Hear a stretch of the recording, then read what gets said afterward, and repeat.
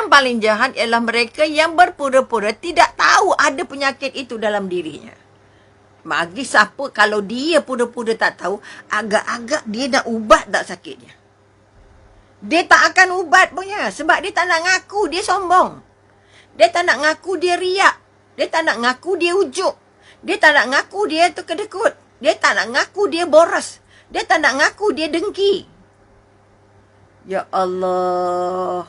Ni kekuatan. Tapi yang lebih buruk lagi. Tadi jahat.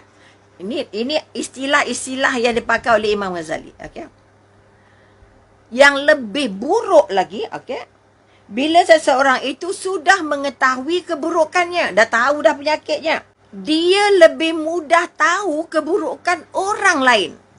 Cepat tahu, senang tahu dengan keburukan orang lain. Keburukan isteri, keburukan. Ada pernah seorang suami bercerita tentang isterinya. Dia kedekut dengan saya, dia berkira dengan saya. Saya pernah jumpa dalam handbag dia. Okay.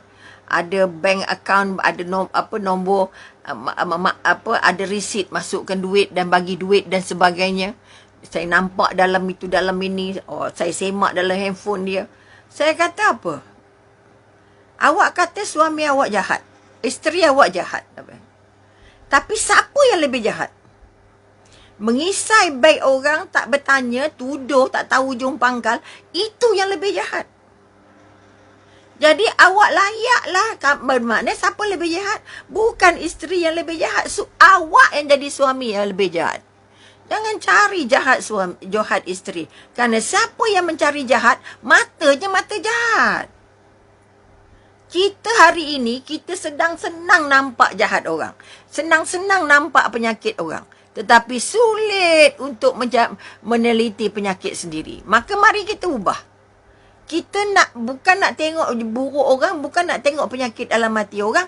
Kita nak ubat penyakit yang ada dalam diri kita. Okay? Jangan sibuk nak cari buruk orang. Sibuklah cari buruk sendiri. Kerana ini proses kita. Kita dah belajar dah macam mana nak proses apa penyakit dan sebagainya. Sekarang ni kita nak basuh. Nak memulakan proses membasuh diri sendiri. Okay? Sebab itu kalau orang Melayu punya istilah kata apa? Kuman di seberang nampak. Gajah depan mata tak nampak. Ini kalau istilah orang Melayu. Kalau istilah Imam Ghazali kata apa? Kalau ada kotoran depan mata, tak nampak. Nampak. Okay. Kotoran di tempat dengan orang, penyakit yang ada pada orang, nampak sangat. Tapi ada pokok depan mata dia. Ini pohon. Pokok di depan mata dia, dia tak nampak. Ini yang sombong riak yang tidak akan mampu mengubat dirinya. Maka siapa yang masih ada perangai-perangai ini, sama-sama kita belajar. Buang semua. Jangan cari salah orang. Cari yang elok saja. Okay? Cari yang elok sahaja supaya kita terus warga Kerja Sembang Petang ini menang, memang layak untuk dapat syurga yang Allah janjikan. Siapanya akhlak yang baik, siapa yang bertakwa, siapa jiwa yang tenang, bersih, garanti syurga. Itu Allah dah bagi tahu semalam. Okay? Ini kekuatan yang kita nak angkat. Supaya kita tidak jadikan Sembang Petang ini sebagai hiburan telinga sahaja. No. It's not. Umi tak buat hanya untuk saja-saja dah. Okay, kita nak Allah kira apa kita buat, kita nak Allah bantu kita untuk baiki diri, kita nak kita dekat dengan Allah, kita nak Allah terima semua ibadah kita. Kita nak Allah terima jasad kita, Allah terima jiwa kita. Bermakna Allah angkat doa kita. Sebab itu ramai doktor, saya dah puas doa doktor. Saya dah puas doa, maknanya penat dah. Apa sebab dia penat berdoa? Kerana dia berdoa dengan hati yang tidak bersih. Penatlah.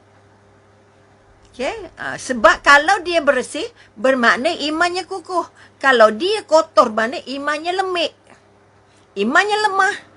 Saya nak buat macam mana? Saya dah memang kopi ni. Ini dah jadi perangai saya. Jangan sekali-kali nak register diri. Saya memang PN-nya kopi ni. Saya ni memang laser. Saya ni memang mulutnya gini. Saya memang perangainya gini. Jangan. Allah kata kamu boleh taubat sampai liang lahat. Jangan register diri saya dah macam ni. Bermakna kamu tak ada pertolongan Allah, tak minta pertolongan Allah, tidak berusaha untuk jadi baik. Kalau tak berusaha jadi baik, nak dapat syurga mana?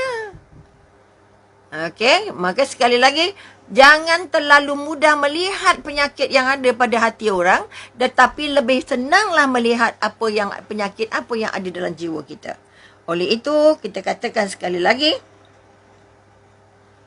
adalah penting bagi setiap orang, okey, menyedari keburukan, penyakit-penyakit yang ada di dalam jiwanya.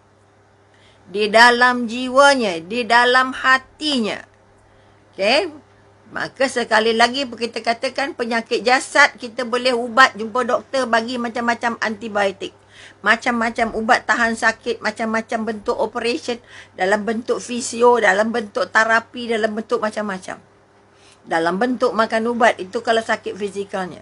Tapi sakit jiwanya, tak ada terapi-terapi yang lain kecuali dia balik kembali kepada Allah dengan penuh rasa ikhlas, menyerah diri dengan Allah, menangis dengan Allah, merengek dengan Allah untuk dapat perubahan, dan Allah bantu. Allah bantu setiap siapa saja yang insaf untuk balik ke penggajalan. Allah memang bahagia sangat bantu. Maka kalau kita masih belum jelas apa keburukan dalam diri kita, bermakna kita buta. Kita tak tahu diri kita. Okey? Maka sebab itu Imam Ghazali bagi kita kata ada 4 cara. Kita kata ada 4 jalan yang mesti dilalui, yang wajib atau yang wajar dilalui untuk membantu kita membaiki diri kita. Pelan-pelan jalan 4 langkah yang Imam Ghazali sediakan untuk kita. Mudah-mudahannya semua langkah ini sesuai untuk kita buat, sesuai untuk kita amalkan, dan sesuai untuk melayakkan kita memiliki jiwa-jiwa yang tenang dan suci murni ini.